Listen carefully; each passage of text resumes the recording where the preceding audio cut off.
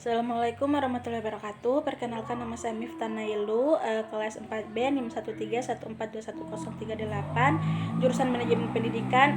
Kali ini saya akan mempresentasikan materi tentang administrasi pembiayaan pembangunan. Yang pertama yaitu ada hakikat administrasi pembiayaan pembangunan.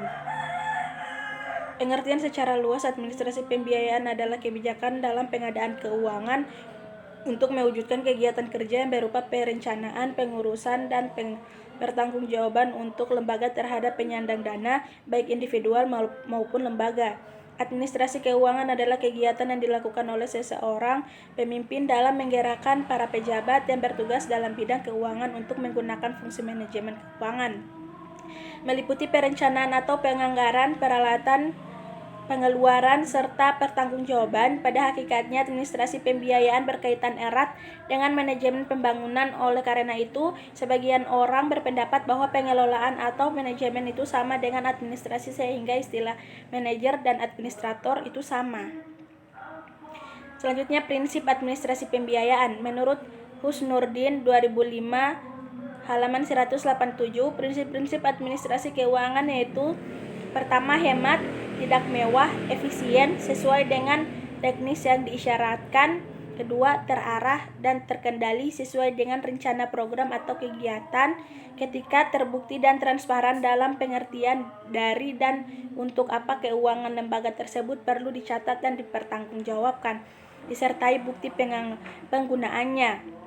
Keempat, menggunakan kemampuan atau hasil produksi dalam negeri.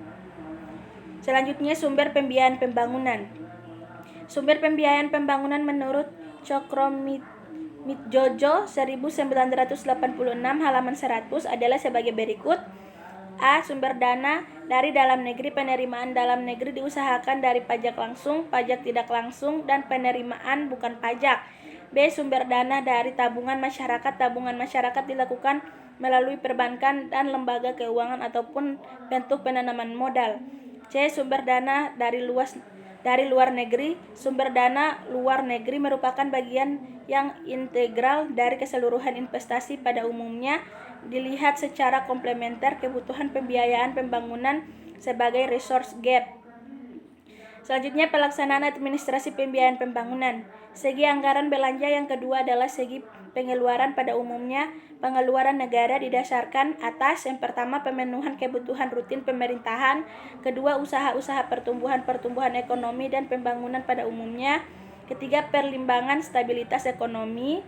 Keempat, pemenuhan kebutuhan jangka pendek yang tumbuh karena perkembangan keadaan negara dan masyarakat, terutama struktur dan komposisi pengeluaran anggaran, akan memberikan landasan bagi suatu usaha pembangunan. Seperti telah dikemukakan terdahulu, penyusunan anggaran dari khususnya segi pengeluaran sebaiknya dikaitkan dengan usaha pembangunan berencana serta perencanaan tahunannya. Dengan demikian, alokasi pembiayaan dilaksanakan berdasarkan dengan kegiatan-kegiatan usaha yang memang perlu dilakukan dalam usaha pembangunan serta prioritas-prioritasnya.